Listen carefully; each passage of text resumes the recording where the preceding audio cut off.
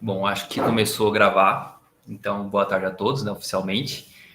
Para quem não me conhece, tem pessoal de outras faculdades, eu sou o Gabriel Serrano, faço medicina lá na UFMS, estou no quarto ano, é o oitavo período. Beleza. A gente vai começar essa preparação para o estágio da Santa Casa, mas tem pessoas também que vão participar das aulas, mas não vão nem prestar, né? Pessoas que são do segundo, primeiro ano, que perguntaram para mim se podia, eu falei, claro que pode, né? Conhecimento nunca é demais. E eu coloquei um cronograma basicamente que a gente vai seguir até mais ou menos a data da prova. Mas eu não tenho a data da prova ainda. Porém, eu presumo que seja no final de novembro, no comecinho de dezembro. Então, hoje é dia 9/9, a gente vai abordar o atendimento inicial politraumatizado. Semana que vem, tratamento da via aérea, mais intubação orotraqueal e drogas para intubação orotraqueal. Por que eu fiz isso, né? Porque hoje vai ser um panorama. É um tema relativamente tranquilo, então é um panorama. E aí, nas próximas aulas, a gente vai abordando de forma mais específica alguns pontos. Eu estou seguindo o livro do ATLS, né? O livro do ATLS, ele segue exatamente essa ordem. Atendimento inicial pós-traumatizado, aí vem descrevendo o A, né? O tratamento de via aérea, depois choque, a parte do trauma torácico, que envolve o B, o trauma abdominal e pélvico, que envolve o C, e a parte de trauma crânioencefálico, envolvendo o D, músculo esquelético E assim por diante. Porém, eu fiz algumas adaptações para a gente conseguir abordar o máximo de conteúdo possível durante o tempo que a gente tem, né? Então, o tempo é curto para tantos conteúdos do edital. Então, todos os conteúdos que estão aí, eles estavam no edital do ano passado. E aí eu tentei aglutinar, juntar alguns para que a gente consiga abordar pelo menos os principais temas que eles sempre cobram. Esses que eu coloquei de bônus, que serão aulas gravadas, não foram cobrados, esses temas não foram cobrados ano passado e eu acho que até ano retrasado também não foram. Então, deixa eu só aceitar aqui. Então, são temas importantes, mas que não foram cobrados. Eles podem ser cobrados esse ano? Pode, né? Eles podem ser cobrados esse ano. Por isso que eu vou gravar esses temas e deixar no Drive para vocês. Outra coisa importante, antes da gente começar a aula, eu já coloquei no Drive os 2 livros que eu estou usando como referência. Então, o Medicina de Emergência da USP, ele em PDF, e também o ATLS em português, 10ª edição, né, que é a última edição em PDF também. E, além disso, se vocês olharem lá no Drive, sempre tem lá aula. Aí, essa é a aula 1, vai ter exercícios da aula 1. Eu já coloquei também os exercícios da aula 1 lá no Drive, junto com as respostas comentadas embaixo. Aí, eu vou colocando depois os slides da aula gravada, etc. Beleza? Só para dar um norte para vocês. E também preciso falar, né, para quem não me conhece, eu estou terminando, na verdade, eu estou do meio para o final do estágio da Santa Casa, eu fiz no 4º ano, entrei no começo desse ano, né, eu era do 3º, fiz e comecei o estágio agora em 2023, lá em janeiro, e até agora. E eu gosto muito de urgência e emergência, por isso que eu resolvi também ajudar vocês que querem passar na prova, entrar. Beleza. Roteiro da aula. Basicamente, a gente vai entender um pouco da importância desse tema, algumas questões para testar o conhecimento, e isso é muito importante que vocês se engajem na resolução dessas questões. Eu vou dar um tempinho para vocês fazerem, são só 5, porque eu percebo que quando a gente faz algumas questõezinhas sobre a aula, antes da aula começar, a gente fica mais focado naqueles pontos que são necessários para responder essas questões. Na aula, a gente vai ver um pouco da diferença entre o PH-TLS e o ATLS, a divisão trimodal de mortalidade no trauma, a diferença de XABCDE para ABCDE, será que são a mesma coisa? Entendendo a lógica por trás de um atendimento primário e secundário, questões pós-aula, dúvidas e conclusão. A minha ideia é que seja 1 hora, 1h10 no máximo, não quero tomar muito tempo de vocês, beleza? Então, importância, né? Vamos ver esse caso clínico aqui. Jovem, 18 anos de idade, vítima de atropelamento por carro. Ele deu entrada no pronto atendimento em prancha rígida e com colar cervical. Ele encontra-se inconsciente, tá um pouco errada a grafia ali, né? Mas inconsciente, murmúrio vesicular presente à direita, mas está ausente à esquerda, onde apresenta hipertimpanismo à percussão, urgência jugular, frequência cardíaca de 130 BPM, pressão arterial de 85/45, frequência respiratória de 28 incursões respiratórias por minuto. O tempo de enchimento capilar dele está alargado, pupilas anisocóricas e fotorreagentes. Ele possui escoriação em flanco e hipocôndrio esquerdos. Ele está com uma instabilidade pélvica. ele tem fratura exposta de fêmur direita. Quais são as prioridades no atendimento desse paciente? A gente vê isso, a primeira coisa que a gente fica assim, né? Meu Deus do céu, olha só, o tanto de coisa que esse paciente tem. Tem fratura, tem problema no pulmão, ele está chocado, a pressão dele está lá embaixo, tá taquicárdico, tá taquipneico, tá com sinais de choque, e tá em prancha rígida, tá com colar cervical, tá com tudo. Por onde que eu começo? Essa ideia do ATLS, né? É dar um norte para saber por onde que eu vou começar o atendimento desse paciente. Ele é grave? Sim, mas o que tem o maior potencial de matar esse paciente? É por isso que eu vou começar. É daí que eu vou começar. Então, por isso que o ATLS ele é importante. Daqui a pouco a gente vai entender um pouco mais da sua importância. Mas antes, vamos resolver algumas questões. Como que vai ser a dinâmica de resolver essas questões? Eu vou dar em torno de 1 minuto e meio para vocês. E aí eu vou colocar lá no nosso grupo do WhatsApp uma enquete. E vocês vão responder essa questão aí que está na tela. Vocês vão ler e responder. E aí vocês respondem lá no nosso grupo do WhatsApp. Não precisa ficar com medo, tímidos, porque a ideia não é acertar agora. A ideia é simplesmente vocês entenderem como pode ser cobrado. Então, já coloquei lá no grupo. Questão 1. Aí vocês vão respondendo. E daqui 2 minutos eu venho e a gente pula para a próxima questão. Beleza? Vou esperar vocês responderem, hein?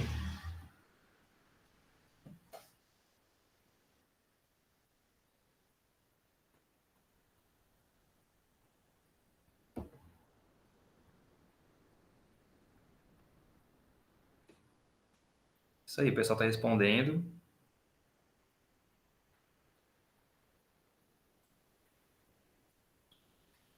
Se puder responder lá no grupo do WhatsApp, fica melhor, Rodrigo. Fazendo favor. Se não puder, também de boa. Dá mais um minutinho.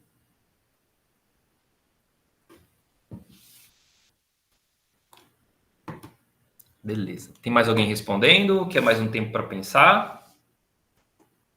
Bom, depois os slides vão ficar, né, disponíveis para vocês também. Então, vou passar aqui para a próxima questão.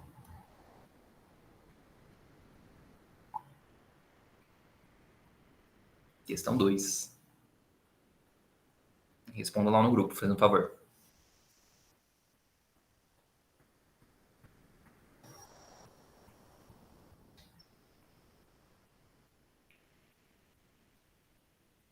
As questões são mais de boa. E só um detalhe, tá? Deixa eu só aceitar aqui o Humberto. Exatamente. Essa tinha na prova da Santa Casa do ano passado. Vocês foram muito bem, isso mesmo. É isso mesmo, vocês acertaram. Mas todo mundo foi em uma resposta só, né? Vou passar para 3.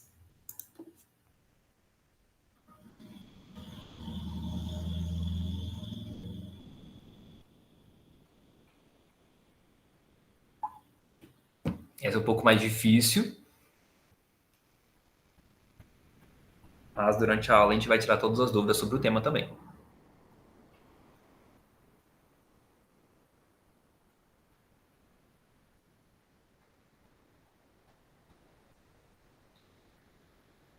Vou dar um minutinho a mais aí.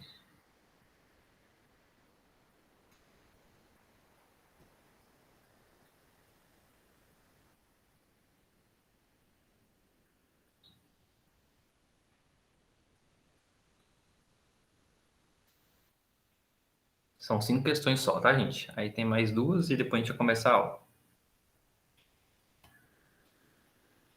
E aí, até agora nenhuma resposta.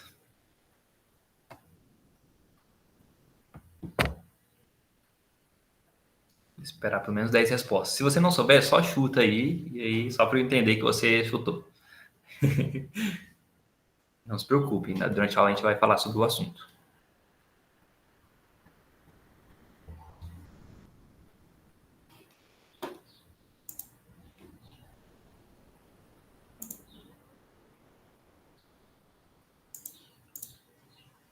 Lembrando para quem entrou depois, né? Só são questões pré-teste, depois a gente vai voltar nelas lá no final da aula, só para a gente ter o conteúdo para falar depois.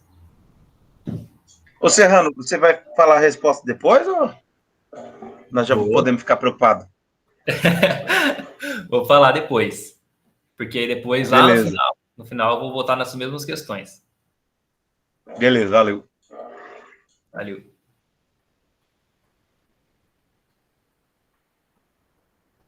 Esperar 10 respostas, falta só mais 4. Quem não respondeu ainda. O pessoal tá indo Olha, eu não tô respondendo nem pouco porque eu tô cortando carne, hein? De boa, Vim. Tô olhando. Valeu. O pessoal tá indo na maioria, mas nem sempre a maioria tá certa, né? Só quem foi na maioria, cuidado. Por esse motivo. Beleza, vou passar para a próxima.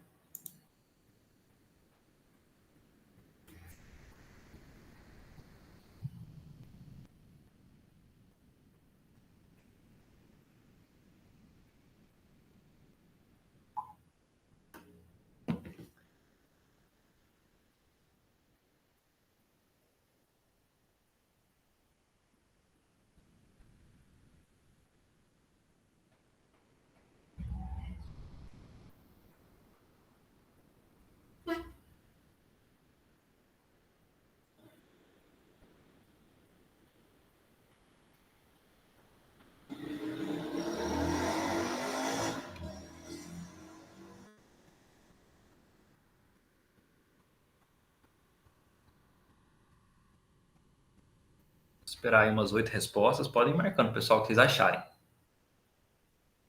Não tenham medo.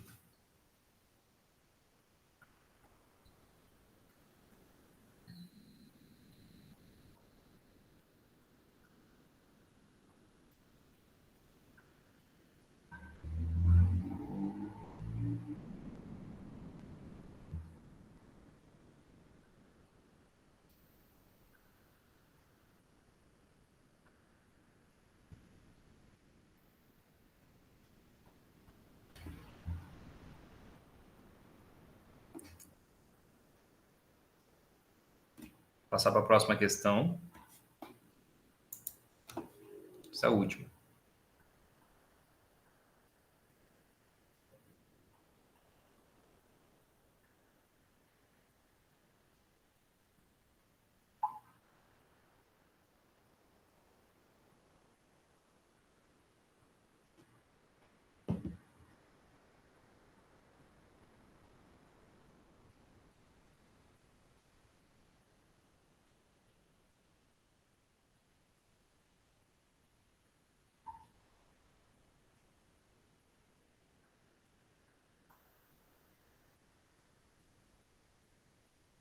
Acho engraçado a enquete no WhatsApp que quando a primeira pessoa responde, as outras vão indo atrás da mesma resposta, né?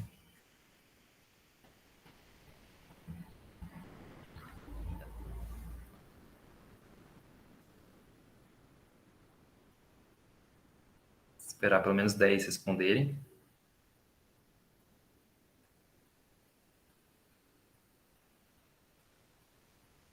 Essa tá causando mais divisão.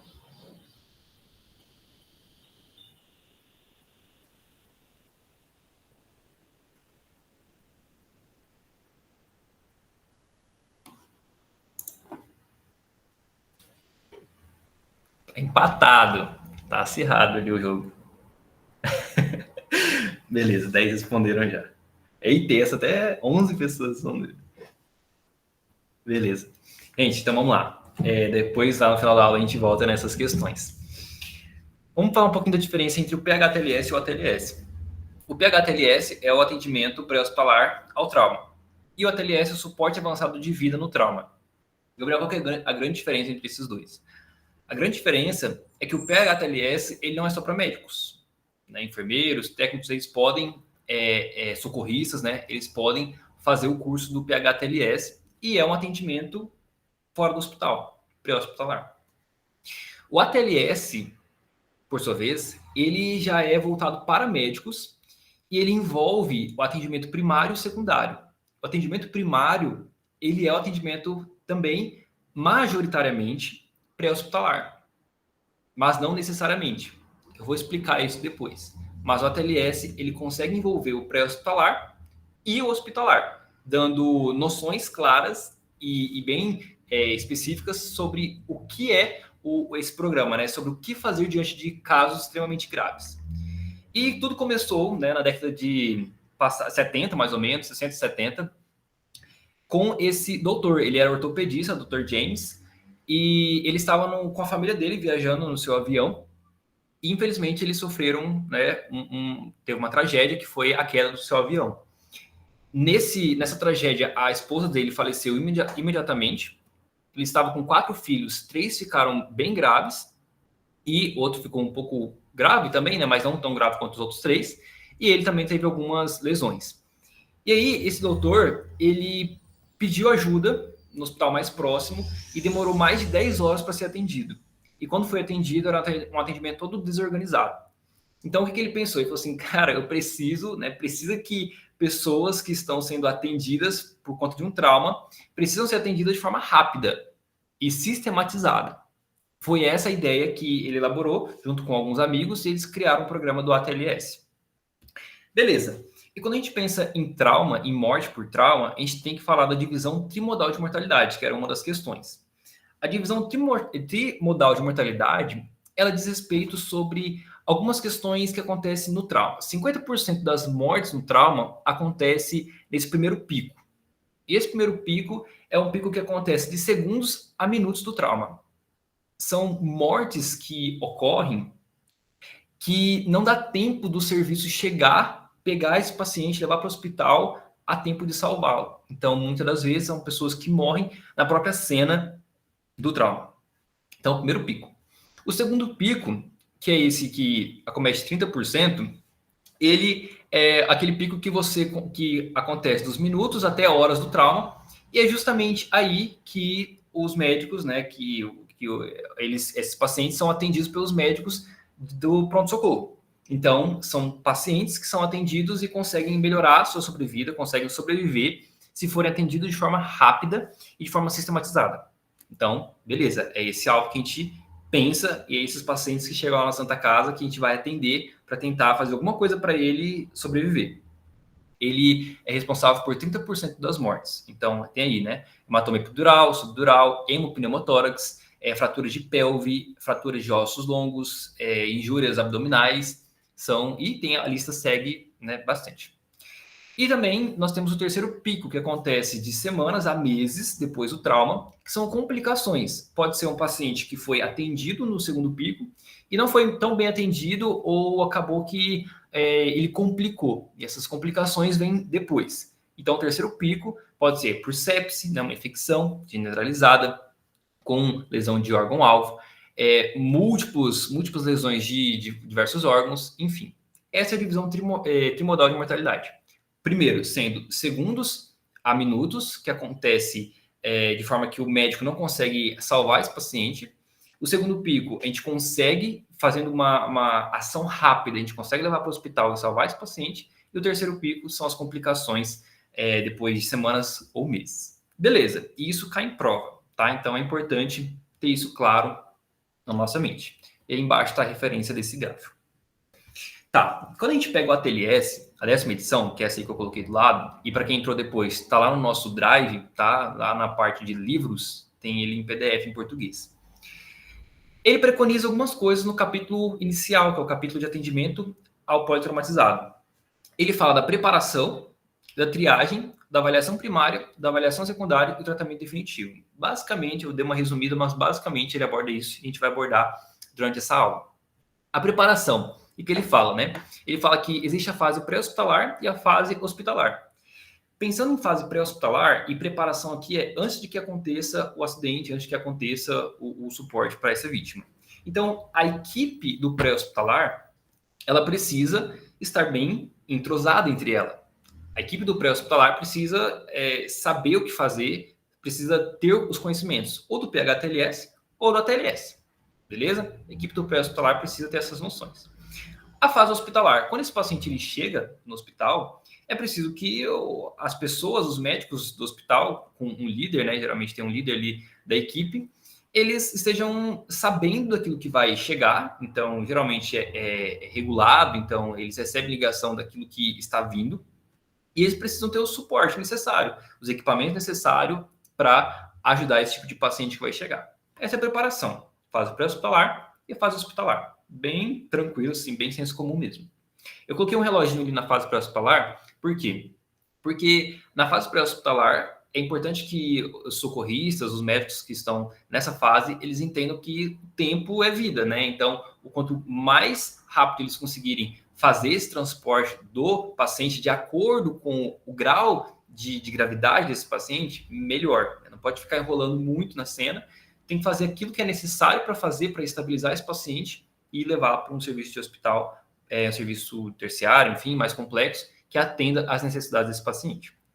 A triagem, aí vai de cada serviço, né? Então, a gente tem a ordem de prioridade, porque, vou mostrar no próximo slide, mostrando basicamente como que funciona a ideia da sequência, né, de um acontecimento. Por exemplo, o paciente teve um cara teve um acidente na rua, e aí chega o SAMU, chega o serviço de primeiros socorros, e faz os primeiros atendimentos ali nele. Beleza. Ele liga para a central, que vai regular para qual hospital que esse paciente vai, e nisso já é feita uma triagem. Mas quando chega no hospital, por exemplo, chegou lá na Santa Casa, esse paciente ele é retriado, digamos assim, né? Existe a ordem de prioridade. Será que ele vai precisar de uma intubação? Será que ele vai precisar de um acesso? Será que ele vai realmente ir para a área vermelha mais crítica? Será que ele consegue ficar na área verde? Ele está estável? Então, existe uma ordem de prioridade dentro do próprio serviço terciário. Uma segunda reclassificação aí. Aí também, no ATLS, ele divide, isso cai em questões de residência também, e pode cair, né, na Santa Casa. É um pouco mais difícil, mas é um conceito que a gente tem que ter em mente, que é a diferença de múltiplas vítimas para vítimas em massa. Qual que é a ideia? Múltiplas vítimas é quando existem muitas pessoas que foram vitimadas, óbvio, mas que a capacidade do hospital é suficiente para conseguir atender todos esses pacientes. Então, a prioridade no atendimento de múltiplas vítimas se dá com risco iminente de morte. O que isso significa? Significa que, quando eu tenho múltiplas vítimas, mas meu hospital consegue abarcar todas elas, a minha prioridade de atendimento, ou seja, aquela pessoa que eu vou atender primeiro, é aquela que está com risco iminente de morte. Está prestes a morrer. Essa eu vou atender primeiro. É diferente de vítimas em massa. Vítimas em massa, eu tenho muitas vítimas e a capacidade do meu hospital não é suficiente para atender todas essas vítimas. Aí, a ordem de prioridade é diferente. A ordem de prioridade, nesses casos, é para quem tem maior chance de sobrevida. Eu vou usar o menor recurso humano, o menor recurso de tempo necessário para conseguir resolver aquelas demandas. Ou seja, eu tenho que ser ágil, eu tenho que garantir que aquelas pessoas que vão ter maior sobrevida, não necessariamente aquela que está com risco iminente de morte, elas sobrevivam. Então, perceba, diferença básica, múltiplas vítimas. Múltiplas vítimas, meu hospital consegue suportar a capacidade de atender. A prioridade é para risco iminente de morte. Vítimas em massa, meu hospital não consegue atender a todas. Então, eu tenho que fazer um atendimento rápido, pensando em maior sobrevida. Beleza. Aí nós entramos naquilo que realmente importa, a gente vai gastar a maior parte da nossa aula nisso, que é a avaliação primária, o ABCDE do trauma, e a avaliação secundária, ampla. Tem um mnemônico que é ampla, depois a gente vai entender o que significa, e depois, por fim, o tratamento definitivo. Beleza, então já falamos de preparação, triagem, agora a gente vai falar de avaliação primária, que é o que mais importa mesmo, e o que mais cai, né? Tá, avaliação primária. Você me pergunta assim, Gabriel, você falou de ABCDE, mas não está atualizado isso? Não é XABCDE? Eu vi que era XABCDE, então essa aula está desatualizada, certo? Errado. O XABCDE, ele não está no livro do ATLS 10ª edição. Não é esse normal que a gente tem. O XABCDE é um conceito do atendimento pré-hospitalar.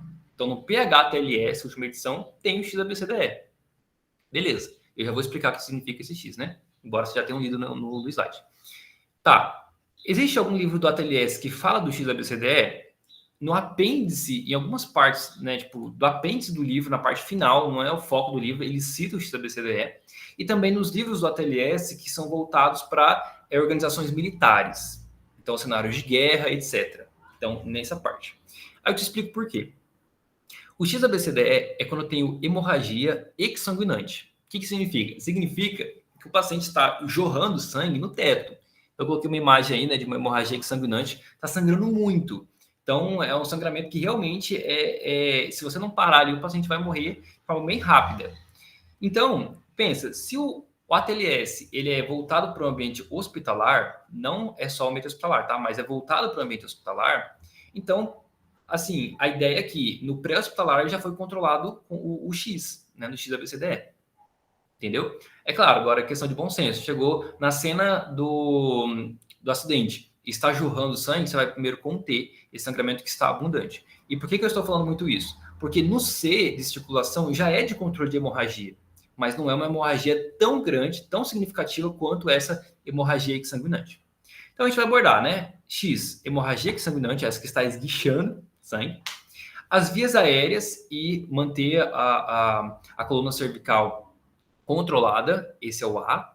O B, ventilação. O C, circulação e controle de hemorragias. O D, disfunção neurológica. E o E, exposição. Então, para esse slide, só para você entender. No ATLS, ele não fala de XABCDE. O XABCDE é do pré-hospitalar. Mas, é claro, se o paciente estiver jorrando sangue, você tem que estancar primeiro. Depois a gente vai abordar isso de forma mais específica ao longo da aula. Aquela lógica que eu falei. Então, o paciente está lá na Afonso Pena, teve um acidente. E aí chegou a primeira equipe. A primeira equipe vai fazer o primeiro atendimento, digamos, seja do próprio SAMU.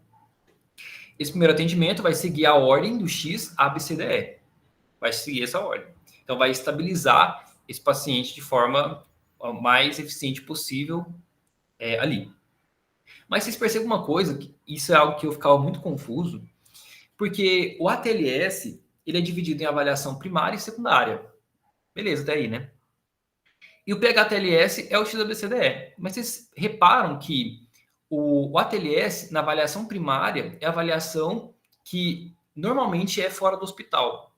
Normalmente é fora do hospital. A avaliação primária, que é o ABCDE do ATLS.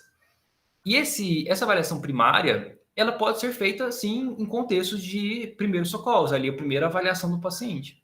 Então, existe uma intersecção entre os conhecimentos do PHTLS e a avaliação primária do ATLS. Então, esse socorrista que chegou ali, ele pode usar tanto os conhecimentos do PHTLS quanto os conhecimentos do ATLS do atendimento primário.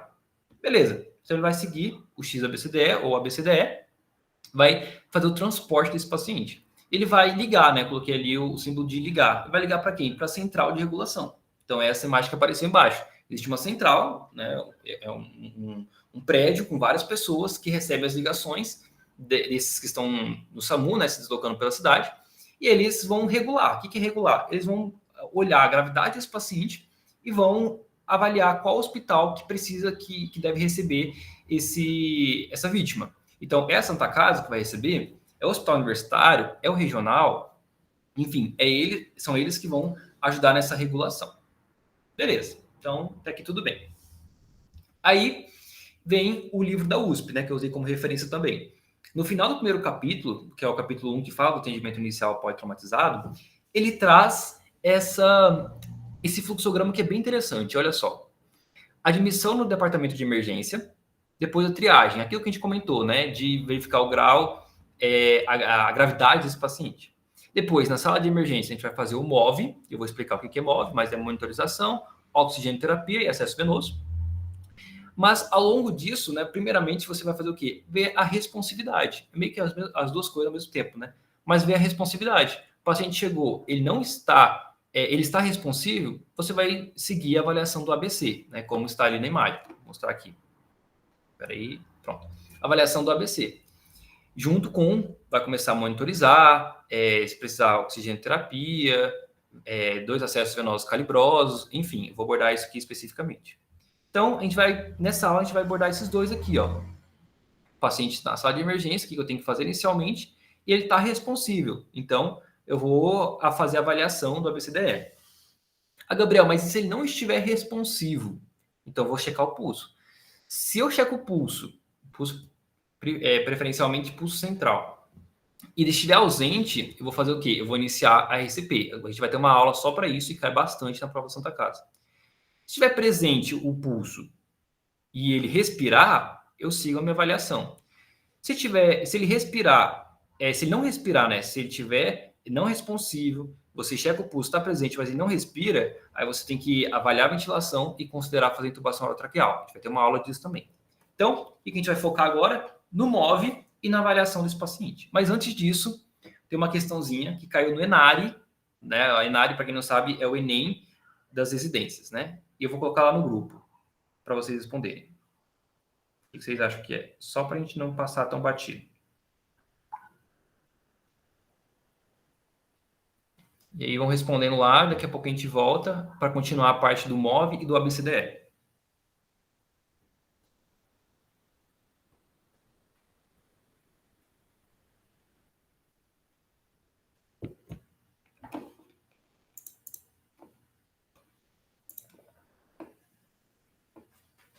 Esperar umas 10 respostas. Pensem bem.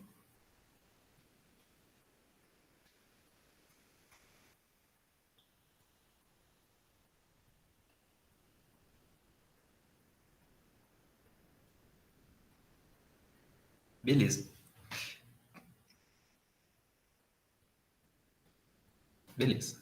O pessoal respondeu aí e realmente vocês acertaram, tá? Eu vou dar a resposta direta aqui. Checar o pulso carotídeo de respiração. É uma questão que você fala assim, nossa, que questão boba, né? Pois é, foi uma questão do ENARE do ano passado. Então, é só para a gente relembrar, né, o conceito de que se não tiver responsivo, você tem que checar o pulso e verificar a respiração desse paciente. Só para a gente entender isso, depois vai ter uma aula só de parada cardiorrespiratória. Por enquanto, até aqui, a gente falou de todas essas partes, a gente vai começar o MOV. Mas antes de começar o MOV, que é essa parte aqui, monitorização, oxigenoterapia, acesso periférico, que cai bastante, queria saber se vocês têm alguma dúvida específica do que foi dito até agora. Acho que até agora essa foi uma parte mais tranquila da aula. Agora a gente vai começar a aprofundar mais. Tem alguma dúvida? Manda aí no chat, pelo menos que não tem. Só para eu ter o feedback de vocês e poder seguir. Todo mundo comigo? Tranquilo, então?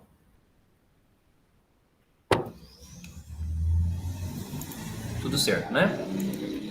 Beleza. Fechou.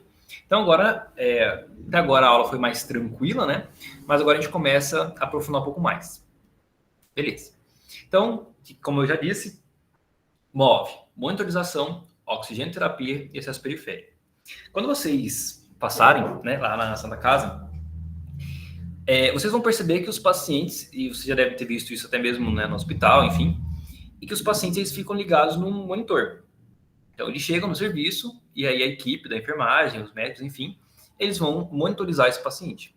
E existem alguns parâmetros no monitor que é preciso ter para você avaliar alguns dados básicos.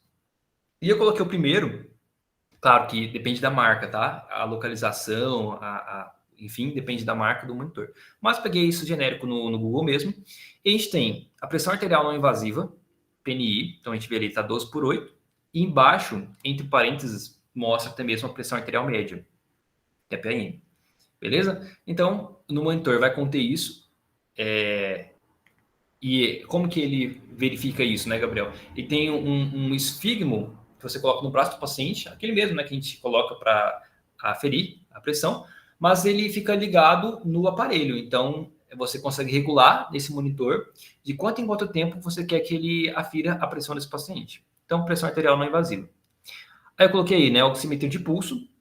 Então, a saturação desse paciente é a mesma coisa que a gente tem no nosso, né, uma oximetria de pulso, mas ele é ligado num aparelho e ele fica contando lá. Temperatura na Santa Casa, não sei se tem, eu nunca parei para prestar atenção, mas existe um sensor de temperatura que você coloca, ele pode avisar no monitor. Cardioscopia, ele pega, a gente sabe do eletrocardiograma, né, que tem 12 derivações. Aqui, geralmente, pega somente uma derivação, que é a D2. Aqui vocês estão vendo duas, mas são duas D2, tá? E também a frequência cardíaca. Então, tá lá em cima a frequência cardíaca, né, 80. Então, beleza. Frequência respiratória, geralmente é dado também no monitor, mas o livro da USP, ele fala que essa frequência respiratória não é muito confiável. E a capnografia, não tem nesse aqui, né, mas tem nesse. Capnografia, basicamente, a gente vai ver a liberação de CO2. Isso é muito importante para verificar se a intubação orotraqueal ela está no lugar certo, está efetivo, e para verificar também se as manobras da RCP estão sendo eficientes. Quando a gente chegar nessas aulas, eu vou explicar melhor, vou voltar na capnografia. Mas aqui é só para vocês terem uma ideia de que a monitorização tem que ser essa monitorização completa do paciente. Às vezes falta um ou outro, não tem problema, mas os principais que tem que ter. E aqui como fica, né? O paciente deitado e aí ele está conectado no monitor. Beleza, esse é o M do MOV. Agora vamos para o O. Oxigênio terapia suplementar. Isso é importante ficar em prova. Preste bastante atenção nisso, se quiserem anotar. O livro da USP fala que toda vítima de trauma, eles devem receber oxigênio terapia inicial com máscara facial com reservatório, ou também chamado de máscara não reinalante, a 15 litros por minuto no atendimento inicial. Isso cai em questões. Por quê, Gabriel? Por que não reinalante, né? Qual que é a ideia aqui? A ideia é a gente conseguir ofertar o máximo possível de oxigênio para esse paciente e evitar que ele fique reinalando o CO2. Então, eu quero só ofertar oxigênio. Quando ele exalar CO2, ela é unidirecional. O CO2 vai embora e ele fica só no oxigênio. Beleza? Então, consegue ajudar bastante na recuperação rápida desse paciente, caso ele esteja desaturando. Também a primeira escolha quando a saturação de O2 é menor de 85%. Aí você fala assim, Gabriel, mas na vítima de trauma, né, um politraumatizado e tal, eu não tenho que colocar Venturi? Existe uma tal de máscara de Venturi, tem uns tubinhos coloridos dela, ou mesmo começar com catéter nasal de O2, aquele verdinho, que ele oferta pouco menos de volume para o paciente, mas ele é mais assim, introdutório e tal. Coloquei ele em cima, né? Catéter ou Venturi, um ponto de interrogação. Não, a gente vai, nas aulas futuras, né? Quando a gente for falar de via aérea e tudo mais, a gente vai explicar os usos da Venturi, os usos do cateter nasal. Mas a vítima de trauma deve receber oxigênio terapia inicial com máscara facial, com reservatório ou máscara não reinalante a 15 litros por minuto. Essa é a resposta quando a questão vem falando que qual que é a primeira medida para o paciente que é vítima de trauma, na questão de oxigênio terapia suplementar, tá? Outra coisa, no nosso material, lá no nosso Drive, na aula 1, tem a aba de exercícios. Já coloquei lá 10 exercícios. Tem um exercício lá que aborda justamente isso. Tem uma série de coisas que é para fazer e uma dessas coisas vocês têm que lembrar que é oxigênio terapia com essa máscara facial, com reservatório ou não reinalante a 15 litros por minuto. Até o 15 litros por minuto eles cobram, tá bom? Então, é importante saber isso. Sobre os outros tipos de máscara, a gente vai falar nas aulas que vão abordar isso, tá? Para não ficar muito conteúdo desnecessário. Então, só o que realmente importa aqui. Beleza. E o acesso venoso? Então, MOV, já falamos de monitorização, oxigênio terapia suplementar e o acesso venoso. Então, qual que é a preconização, né? 2 acessos venosos, 18 gauges, esse G é de calibre, né, do inglês, ou maior. E aí, eu coloquei aí na imagem essas agulhas, né? 18 gauges de calibre. Então, pode ser feito na veia de maior calibre mesmo. Fossa anticubital ou onde você conseguir. Se for inviável, o paciente é muito obeso e está hipovolêmico, está difícil de pegar um acesso, pode ser usado o POCUS, que é o ultrassom. É o ultrassom portátil. Então, é esse aparelhinho que a pessoa está segurando na mão. Então, ultrassom portátil para guiar a punção ou dispositivos intraósseos, que aí tá na imagem, tá bom? Então, se estiver difícil, pode ser feito dessa forma. Teve uma vez lá na Santa Casa, uma paciente chegou em parada cardiorrespiratória e aí estava difícil de acesso venoso periférico, a enfermagem estava com dificuldade para pegar, aí o doutor foi e conseguiu pegar um intraósseo, enquanto eles não conseguiam um outro melhor. E aí foi feito um intraósseo, foi feita a medicação, porque ela estava em parada cardiorrespiratória, então começou a colocar as medicações necessárias ali, e depois trocou, né? Um outro enfermeiro conseguiu pegar uma jugular para esse paciente, né? Não é jugular interna, né? Jugular externa, que dá para pegar e fazer o acesso periférico, né? Beleza. Então, monitorização, oxigênio terapia e acesso venoso. 2 acessos calibrosos para info de... Por que 2, né, Gabriel? Porque um você pode colocar medicação e o outro você pode colocar volume, né? Expandir esse paciente. Isso é muito importante também. Isso cai em questão de prova, né? Que é necessário colocar 2 acessos calibrosos. E falando em questão de prova, tá aí, né? Vou dar um tempinho para vocês responderem e vou mandar lá no grupo. Mas depois de uma explicação, se alguém errar, eu vou fechar a aula. Brincadeira.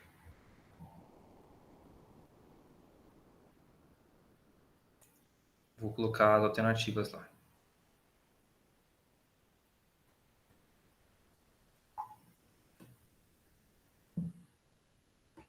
Dá um tempinho para vocês responderem.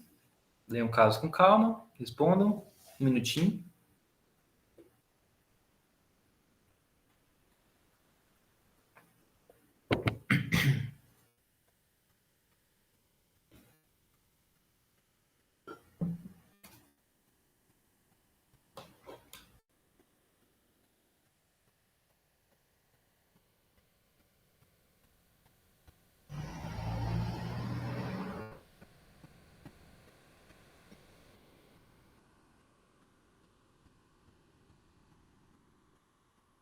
Esperar chegar a 10 respostas.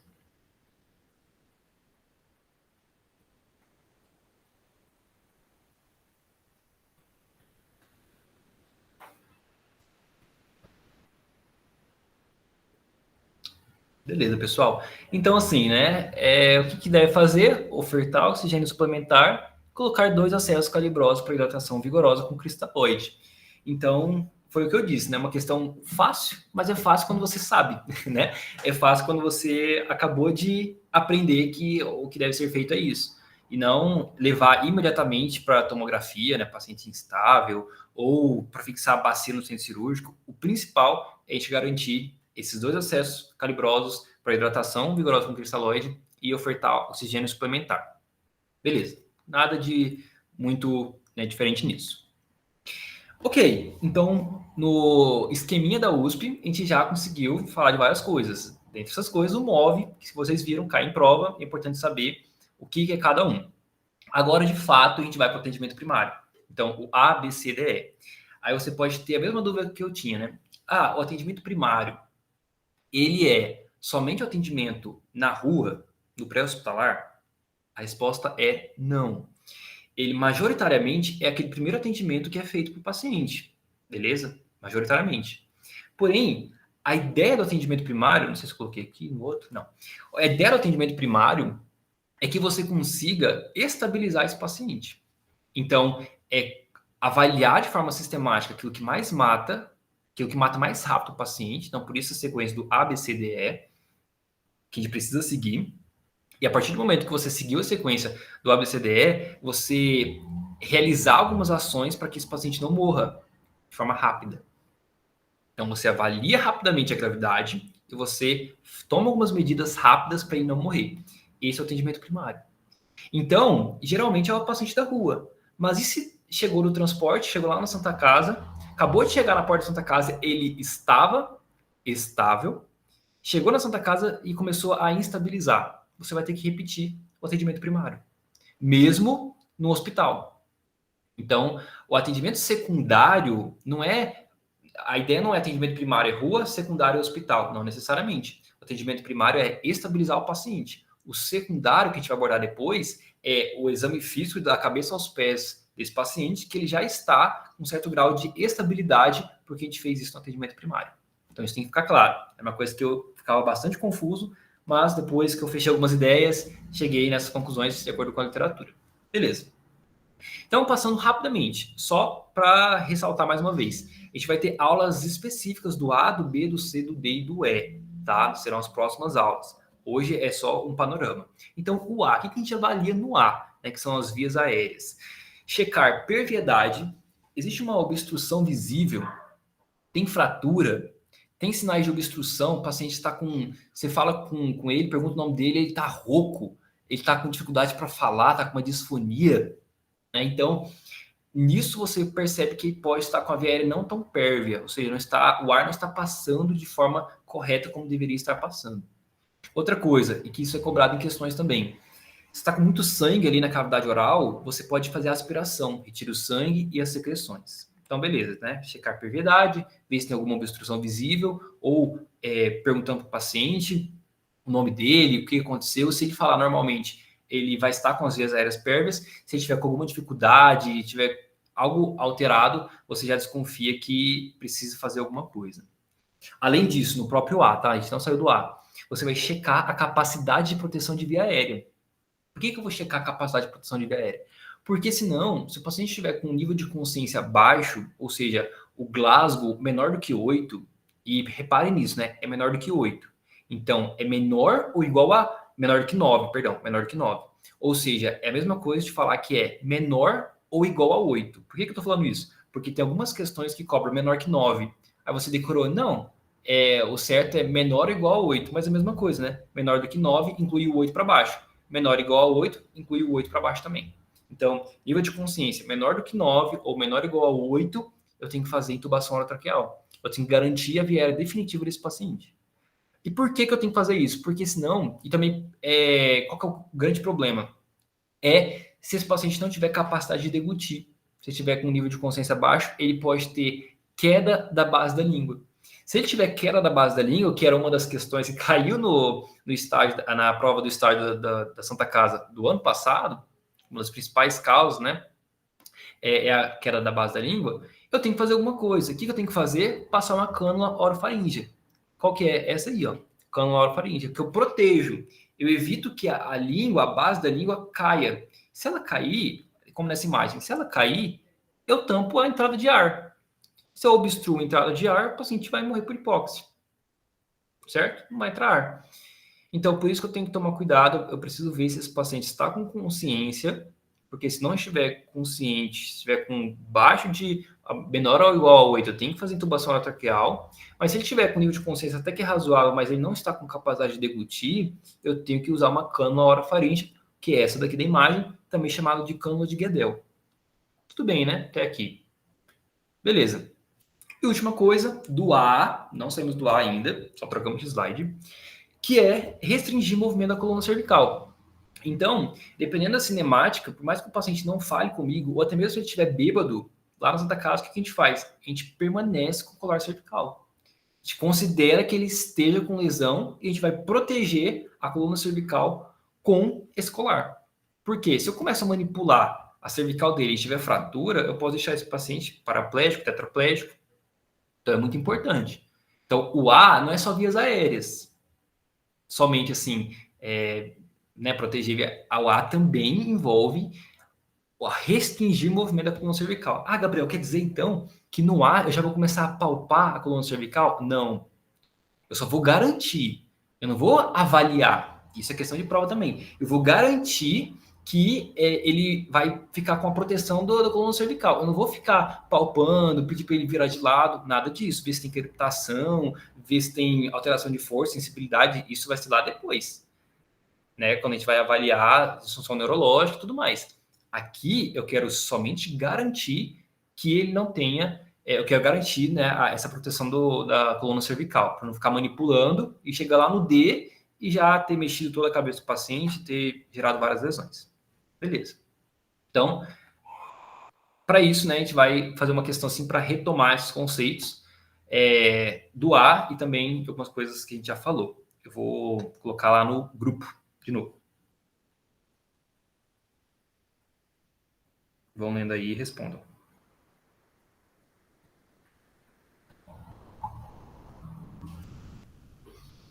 E aí, se tiverem alguma dúvida, pode mandar aí no chat também.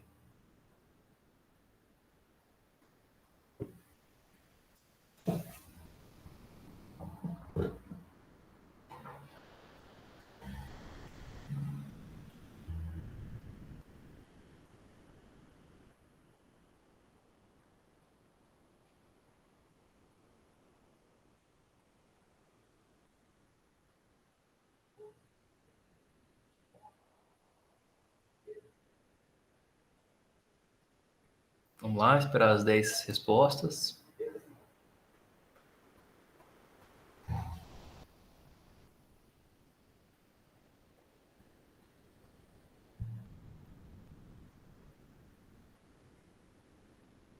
Sei já.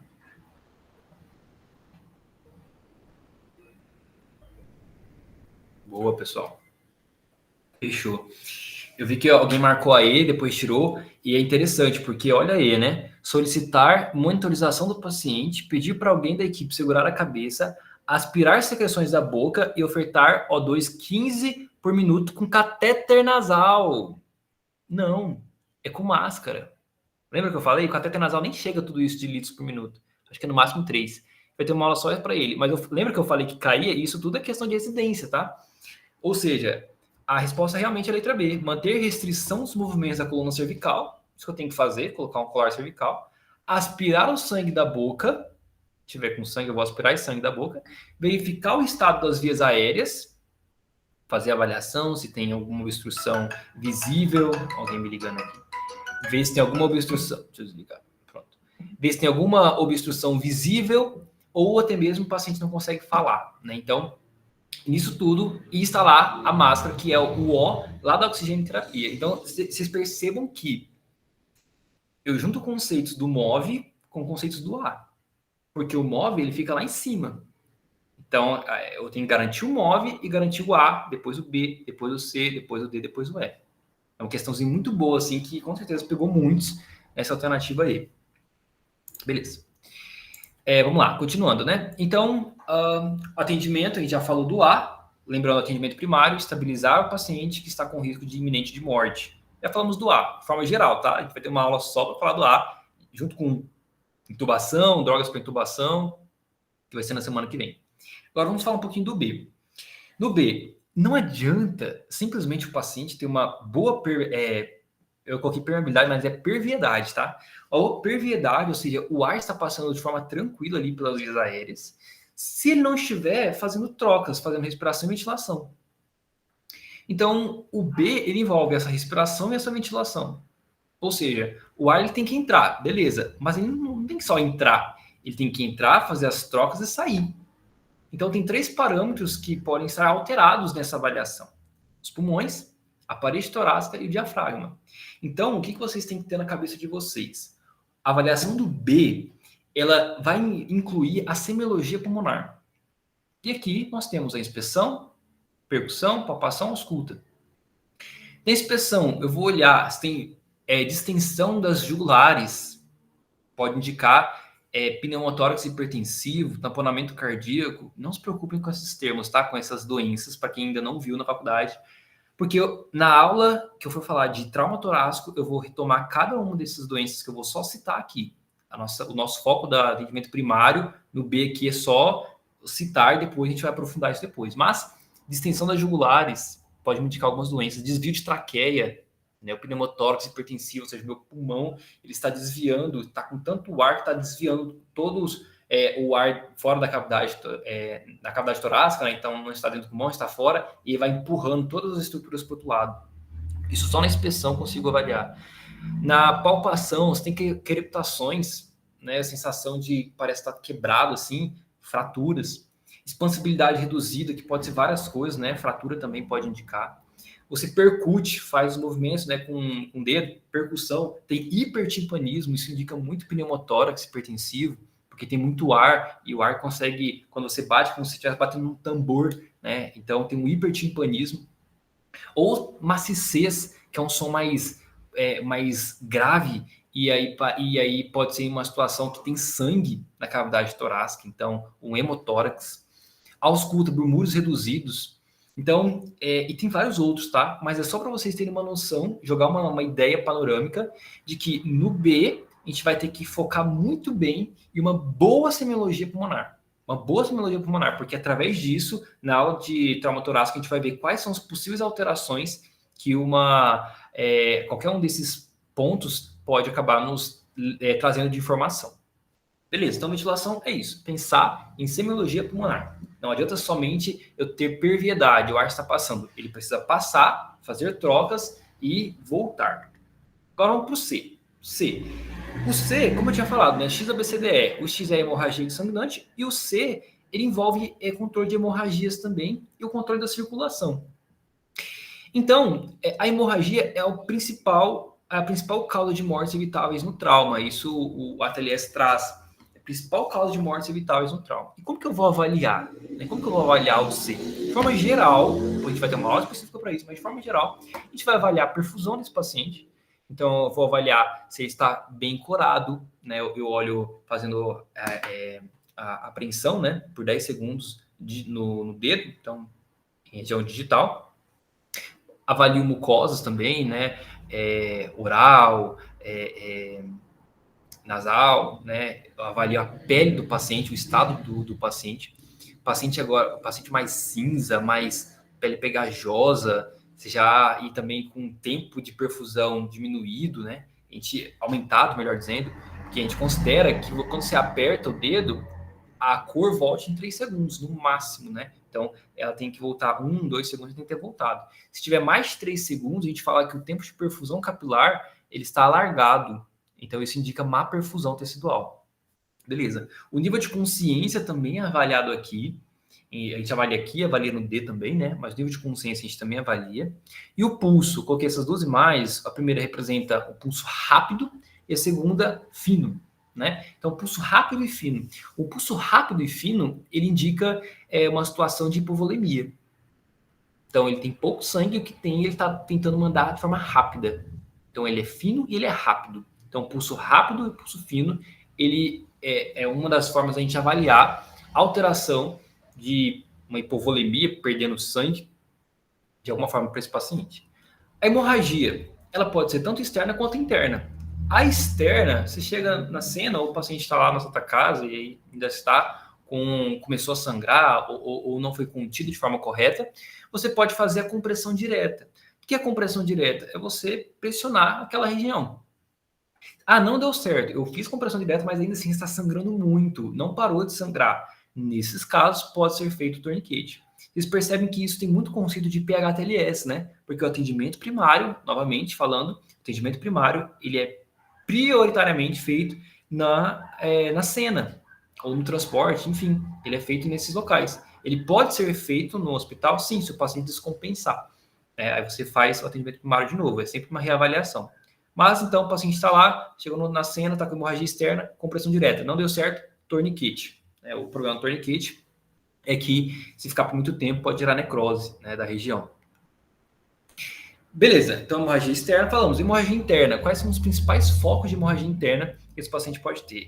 Ele pode ter hemorragia interna, região torácica, hemorragia interna, região de ossos longos, hemorragia interna, região de abdômen e hemorragia interna em ossos da pelve, né? O osso da pelve, quando tem fratura em open book, né, que é em livro aberto, a pelve ela pode acumular grandes quantidades de sangue, então o paciente ele pode chocar, né, que a gente fala, a pressão dele vai lá embaixo e tal, ele perde muito sangue se tiver um tipo de fratura desse, então tem que avaliar, né, na hora que estiver avaliando, você tem que pressionar essa região, ver se o paciente tem dor, se tem equimose, ou seja, regiões de sangue ali em cima da pelve, então, ou hematoma, né, que aí passa em cima da... A equimose, ela é como se fosse uma mancha com sangue retido lá dentro. O hematoma é a mesma coisa, mas ele tem um nível, né, então passa para o nível da pele. Beleza, então hemorragia interna. Além disso, ela pode acontecer em regiões retoperitoneais. Eu achei essa imagem sensacional, porque mostra o peritônio, né? O peritônio parietal, mostra o visceral também, e mostra órgãos retoperitoneais, que eu coloquei ali embaixo, né? Nós temos os rins, e o paciente pode acumular sangue em região retoperitoneal. Gabriel, como que isso acontece? Pode acontecer, por exemplo, com um trauma de aorta abdominal. Tá vendo que a aorta ali, né, tem vasos na região que não são cobertas pelo peritônio.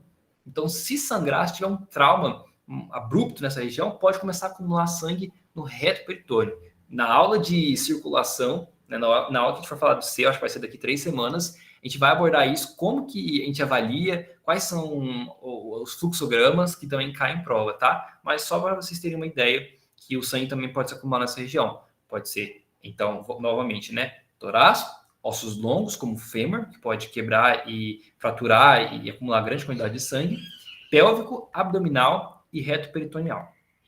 Beleza. Aí a gente fecha a circulação, né, de forma geral. Vamos para o D. Alterou o nível de consciência. O paciente está com o nível de consciência alterado. O que está no slide? Necessidade de reavaliação imediata do estado de oxigenação, ventilação e perfusão do doente. Então, a TLS e o livro da USP de emergência, eles trazem isso.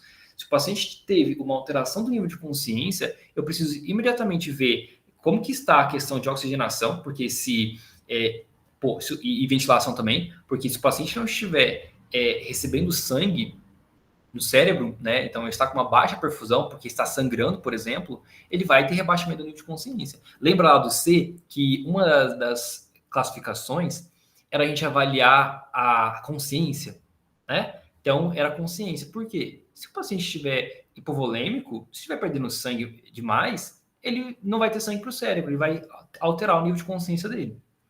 Beleza. Mas existem outras alterações que podem simular, podem gerar, na verdade, uma alteração do nível de consciência. O que, que é? A gente tem hipoglicemia, que simula muito, e álcool e outras drogas. A hipoglicemia, ela é tão, assim, evidente que pode alterar o nível de consciência desse paciente, que no livro da USP, eu coloquei, né, que lá eles mostram no fluxograma, que é MOV, começa com MOV, né? Mas eles falam que no serviço deles, lá da USP, eles aumentaram. E além do MOV, eles já introduzem a hipoglicemia, já fazem o exame de hipoglicemia e uma eletrocardiografia, né? Um exame de ECG, de eletrocardiograma, para ver se tem alguma alteração. Então, no mnemônico deles, lá da USP, é MOV-ED. Tá lá no livro de emergência, quando vocês forem ler. Tem essa... Lá na Santa Casa é o MOV mesmo, né? Beleza, mas se der, já pega a glicemia do paciente. Se tiver com nível de consciência alterado, já vi médico já falando, já veio o nível de glicemia, a equipe já está treinada para isso. Beleza. Então, qual que é o objetivo do D? Qual que é o objetivo? É prevenção de lesão cerebral secundária. Então, a ideia é manter uma boa oxigenação e manter uma boa perfusão adequada. Tá. E a famosa escala de Como de Glasgow, né? O famoso Glasgow. No livro da USP tem essa tabela que eu tirei de lá, é a página 115, mais ou menos. Tá o PDF lá no Drive. Eu achei sensacional, porque geralmente a gente pega tabelas de Glasgow e vem só classificação em pontos.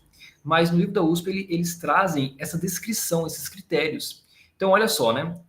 Primeiro, que o Glasgow é uma escala objetiva para a gente avaliar o nível de consciência desse paciente. Ok. A gente avalia a parte ocular, a parte verbal e a motora. Esses 3 critérios. Tem o Glasgow P, que a gente avalia a pupila também, tá? Então, são esses critérios que a gente vai olhar. E aqui, a gente vai somar para ver, né, o nível da gravidade desse doente. Beleza. No caso de resposta ocular, nós temos 4 pontos para distribuir, se for possível, tá? Então, o 4 é abertura espontânea e o 1 é ausente. Então, só sobra 2, né? Aí, o 2 se você fez algum estímulo de dor, então aí está escrito, né? Abertura ocular após a estimulação na extremidade dos dedos, aumentando a intensidade por 10 segundos. Então, classificação, a pressão, ou em outras literaturas fala a dor. E ponto 3, abertura ocular após ordem em voz normal ou em voz alta. Como que eu faço para decorar bem fácil e sai bem rápido? O 4 é espontâneo, o 1 é ausente. E o 2 é 2, né? Começa com D de dor. Então, 2. Fiz dor, 2. Então, aí fica muito fácil. Aí o que é a voz é 3. Bem tranquilo, sai bem rápido. Se olha ali na história clínica e fala que o paciente ele só abriu os olhos depois que você fez um estímulo de dor 2. Já mata o ocular e vai para o próximo. Verbal. Verbal são 5 pontos para a gente distribuir. Novamente, o 5, normal, né? Ele responde adequadamente, nome, local e data. E o 1, se ele estiver com ausência de som, né? Erol, né? Total. Não fala nada. Beleza. Agora a gente tem o 4, o 3 e o 2 para distribuir. O 4 e o 3, o exercício, a questão pode falar que são palavras. Então, o 4, palavras confusas. E o 3 são palavras inteligíveis ou isoladas, meio assim, né? Meio isolado. Então, o 4 é confuso, o 3 são palavras inteligíveis e o 2 não são palavras. Aqui que a gente pega para memorizar. O 2 são sons. Então, gemido ou ruídos. Então, quando a questão fala que o paciente, na avaliação do Glasgow, ele não emitiu palavras, mas ele emitiu sons, isso cai muito, tá? É porque é 2. Você já pega aí, 2. Confuso, 4. E palavras inteligíveis ou isoladas, 3. Beleza, né? Acho que é bem tranquilo. Depois vai ter o PDF da aula. Mas é bem fácil de memorizar. Fazendo várias questões, a gente pega bem tranquilo. Aí esse é um pouco mais comprido, né, que é o último, que é o nível motor. O nível motor, inclusive, o nível da USP traz, que ele indica prognóstico. Ou seja, quanto pior o nível motor, pior o paciente vai estar em relação às sequelas que ele pode ter, né? O prognóstico desse paciente. Beleza. Aqui são 6 pontos. Então, o sexto ponto, né? Então, os pontos, 6 pontos. Quando o paciente ele cumpre com as ordens das suas ações, né? Aperta minha mão, ele aperta sua mão. Então, ótimo, beleza. O 1, quando tiver ausência de movimentos. Então, tem ausência, não mexe em nada. Um ponto. Aí agora a gente tem 5, 4, 3, 2, 1 para distribuir, né? Aqui eu fiz um mnemônico para uma ideia, na verdade, para eu nunca esquecer, porque eu sempre confundia o 5 com 4. Então, o cinco é quando ele localiza a dor. O 4, aí está a flexão normal. Em outras referências, fala ele retira o estímulo doloroso, ele tenta retirar. Então, o 5 ele localiza e o 4 ele tenta retirar o estímulo da dor. Aí, isso é uma flexão normal, né? Depois tem um slide para mostrar isso. O 3, a flexão anormal, eu vou mostrar no próximo slide. E o 2 é a extensão anormal, então ele estica tudo. Como que eu fiz para memorizar, para nunca mais esquecer, essa questão do localiza? Não sei se vocês já viram, isso é bem viagem minha, tá? Mas se servir para alguém, tá ótimo. Tem uma locadora de carro que é Localiza o nome. E eu acho que é isso, Localiza. É verde e tal, tem ali na Afonso Pena, etc. Na minha cabeça, eu fiz com que essa locadora tivesse um cinto, sabe cinto de colocar na calça mesmo? Um cinto gigante nela. Cinto começa com C, de 5. Então, eu penso que a localiza está com cinto. Então, localiza é 5. É nada a ver. É uma coisa assim da minha cabeça, mas funciona para mim.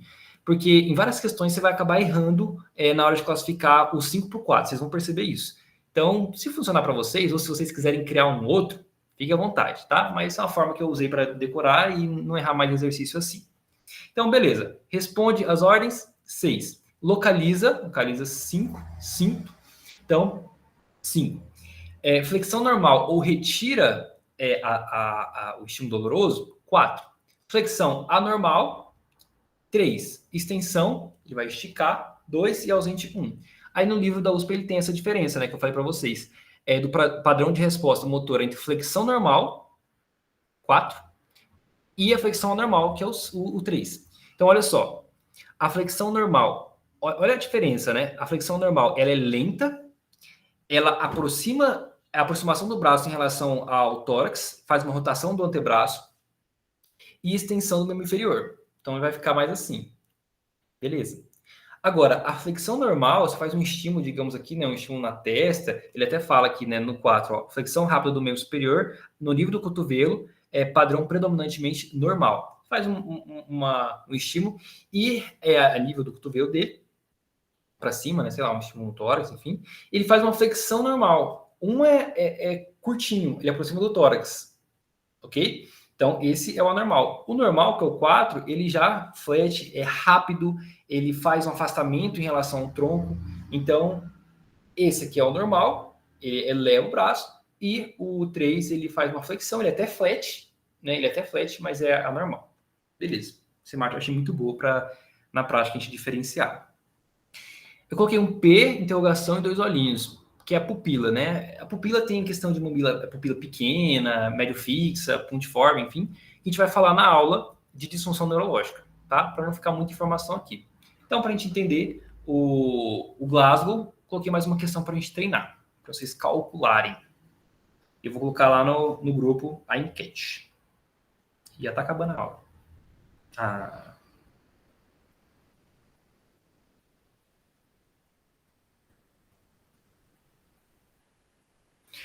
Calculem.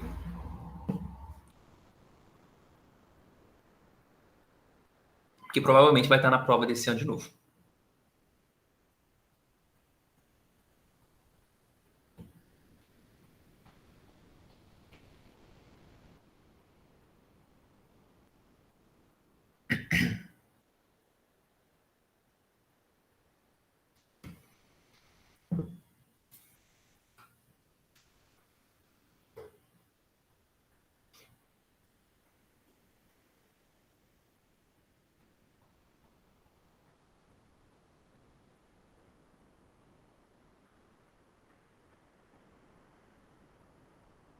Esperar as 10 respostinhas.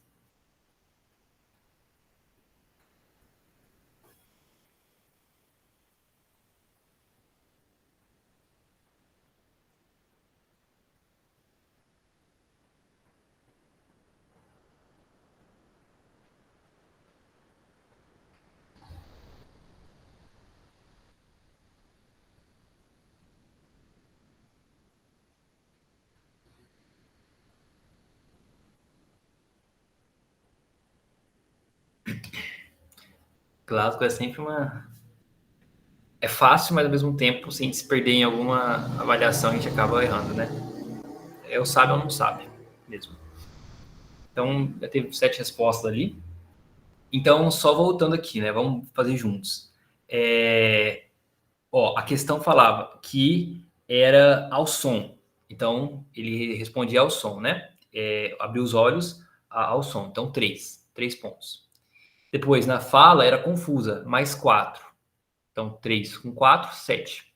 Por fim, ele localiza. Localiza, lembrar da locadora de carro, né? Localiza com 5. Localiza 5. Então, 7 mais 5, 12. Beleza? Então, resposta letra B. Fechou. Então, a gente já falou da disfunção neurológica, e isso é muito importante. Tem mais questões para vocês treinarem lá no Drive. E depois no final da aula, eu vou dar umas dicas de onde arrumar mais questões, porque isso precisa ser treinado exaustivamente. Por fim, do atendimento primário, a gente tem o E, que é a avaliação com o paciente despido. Né? Você vai cortar a roupa se necessário, enfim, né? Porque você vai buscar lesões, fraturas, tem alguma escoriação severa, algum sangramento que esteja escondido. Você vai avaliar por meio do E, procurando principalmente lesões, luxação, torção, alteração anatômica, enfim. E vai afastar corpos estranhos. O que é isso, afastar corpos estranhos? Se tem alguma fonte de possível intoxicação, alguma coisa nesse sentido, você vai afastar da cena. Ao término do exame do E, o que você vai fazer? Você vai colocar o paciente em um cobertor térmico e também sempre cuidar na hora de infundir soro para esse paciente, esse soro tem que ser aquecido, né? Fluidos têm que ser aquecidos. Por quê? Porque senão você pode gerar hipotermia nesse paciente. Então, vocês vão ouvir falar, né, de soro aquecido. Por que aquecer o soro? Inclusive, pode ser aquecido até no micro-ondas, né? Mas tem a máquina de aquecer ele normal. Mas a TLS fala que se não tiver essa máquina, pode aquecer no micro-ondas. Por que aquece? Para evitar que tenha hipotermia. Beleza? Beleza. Então, a gente vai ter uma aula de trauma músculo-esquelético que a gente vai voltar no E. Porém, finalmente, né, já indo para o final, a gente percebe que o ATLS ele preconiza preparação, triagem e avaliação primária, que pode ser feito na cena, pode ser feito no hospital, se o paciente rebaixar, e é isso, ABCDE. Se for pré-hospitalar, XABCDE. Beleza. Aí a avaliação secundária. A avaliação secundária, o que é? O segundo livro do ATLS diz o seguinte, ó, peguei a frase, só adaptei e resumi a frase. Inicia-se após a avaliação primária, que é o ABCDE, depois de ter sido adotadas medidas para a reanimação do paciente e ele demonstrar melhora de suas funções vitais. Então, o atendimento secundário é depois que você fez o atendimento primário, você fez o ABCDE e não somente fez e identificou, mas fez e tomou alguma ação.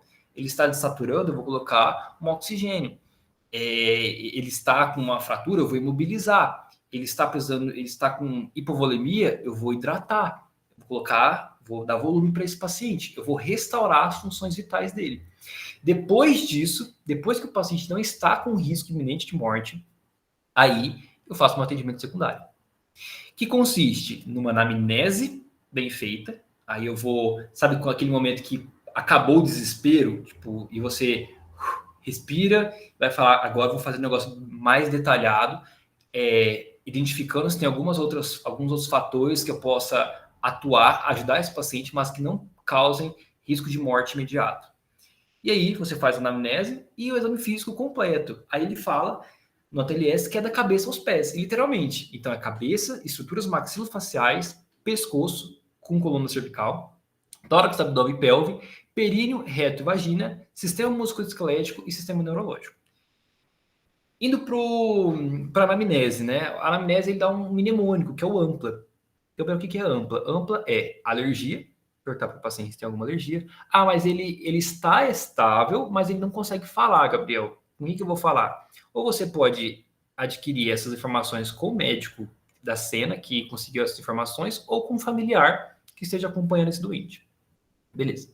Alergia, medicamentos de uso habitual, passado médico ou prenhez, né? Você está grávida, líquidos e alimentos ingeridos recentemente, e ambiente e eventos relacionados ao trauma. Esse é o amplo, beleza? Quem quiser anotar, tirar print, depois anotar, depois vai ter os slides também. Beleza, esse é o amplo. E aí, você fala assim, Gabriel, agora você vai falar do exame físico completo, da cabeça aos pés. Eu falo assim, não, eu não vou fazer isso com vocês, porque daria mais de 1 hora de aula, pelo que eu calculei. E eu vou gravar essa parte do exame físico completo do atendimento secundário e deixar no Drive para quem quiser assistir. Por que eu vou fazer isso? Porque essa parte, ela, além de ser um pouco mais específica, ela não é tão cobrada. O que é cobrado exaustivamente é o atendimento primário e as especificações de cada um que a gente vai abordar nas próximas aulas. Eu só vou deixar no Drive porque é legal saber como que é feito o atendimento secundário, perdão. E por isso que eu vou gravar e deixar para vocês. E também no resumo da aula que eu preparei, o resumo do ATLS, eu coloquei detalhadamente o que precisa ser avaliado em cada um. Deu um trabalho, né? Mas vai valer a pena para vocês. Beleza? Então, por isso que eu não vou ficar falando de cada um aqui, porque seria muitas informações. Então, a gente falou da avaliação secundária e, por fim, para acabar nossa aula, o tratamento definitivo. Né? O que é o tratamento definitivo que o ATLS traz? É o seguinte, sempre que as necessidades de tratamento excederem a capacidade da instituição, a transferência deve ser considerada. Então, isso aqui é mais para os Estados Unidos, né, que tem vários hospitais de referência para aquela determinada área. Aqui em Campo Grande, trauma é Santa Casa, né? Então, não tem muito para onde correr. Mas a ideia aqui é justamente, se o hospital não está conseguindo fornecer para o paciente o tratamento necessário, considere transferir. Digamos, a Santa Casa não vai conseguir fazer um tratamento específico para esse paciente, eu vou transferir para o HU, ou vou transferir para o regional. Então, é nesse sentido. E aí, então, acabamos essa parte. Por fim, acabamos tanto o sumário do ATLS do capítulo 1, né, preparação, triagem, avaliação primária, avaliação secundária e tratamento definitivo. E também conseguimos entender o fluxograma da USP, MOVE, responsividade e avaliação do ABC. Aqui a gente volta para finalizar a aula nas questões do pré-teste. Então, vocês acertaram, né? A maioria colocou assinar a alternativa correta em um paciente pós-traumatizado. Qual é o item de maior prioridade na abordagem? É o A, né? Então, assegurar a permeabilidade das vias aéreas com proteção da coluna cervical. A causa mais comum de obstrução de via aérea no doente traumatizado inconsciente é a base da língua, letra C.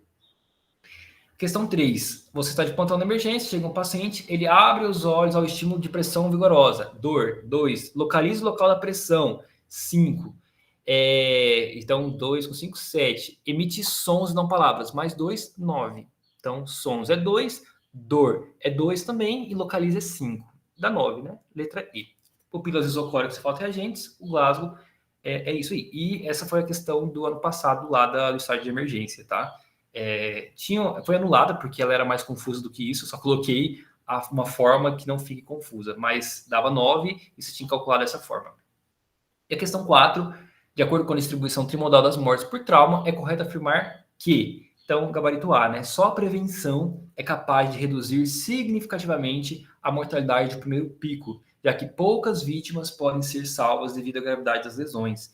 Então, a prevenção, Gabriel, como que eu vou prevenir? Lei seca, conscientização de usar o cinto de segurança para evitar que essas pessoas, o primeiro pico, lembra lá do primeiro pico?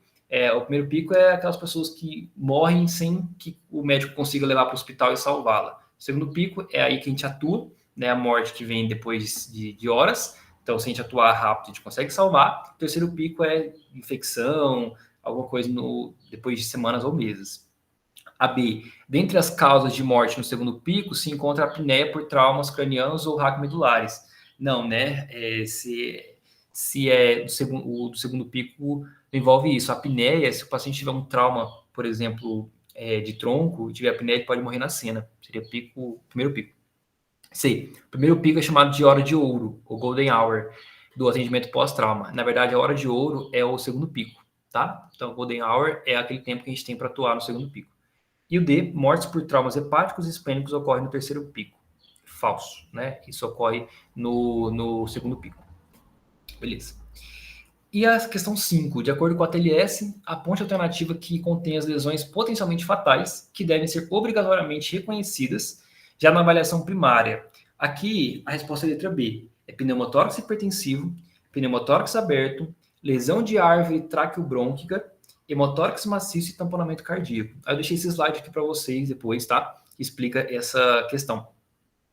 O risco iminente de morte, né, segundo a última edição da TLS, são esses, que precisa ser tratado já na avaliação primária. E a gente vai ver nas próximas aulas como que eu vou tratar. Pneumotórax hipertensivo, aberto, hemotórax maciço, está vazando sangue, lesão de árvore traqueobrônquica, então pode ser por obstrução, pode ser por um trauma na traqueia, um cinto de segurança que prendeu, alguma coisa assim, e tamponamento cardíaco. Existem outros diagnósticos potencialmente letais, mas que podem ser tratados tanto na avaliação primária quanto na secundária. Então, pneumotórax simples, hemotórax simples, contusão cardíaca, ruptura traumática de aorta, porque não tem muito o que fazer no atendimento primário, lesão de diafragma, lesão esofágica e tórax instável com contusão pulmonar. Esse último, tórax instável com contusão pulmonar, ele vem na última edição do ATLS. Antes ele era classificado como precisava ser feito alguma coisa na avaliação primária. Agora ele cai. E quem sobe é o tamponamento cardíaco, e na verdade o que sobe é a lesão de árvore traqueobrônquica, que não tinha antes. Beleza? Então, se vocês quiserem anotar depois, com calma, e nas próximas aulas a gente vai entender como que trata cada um na avaliação primária, que é o que eles cobram nas provas. É isso, gente. Dúvidas? Reclamações? Sugestões? Vou parar a gravação aqui. Rapidinho.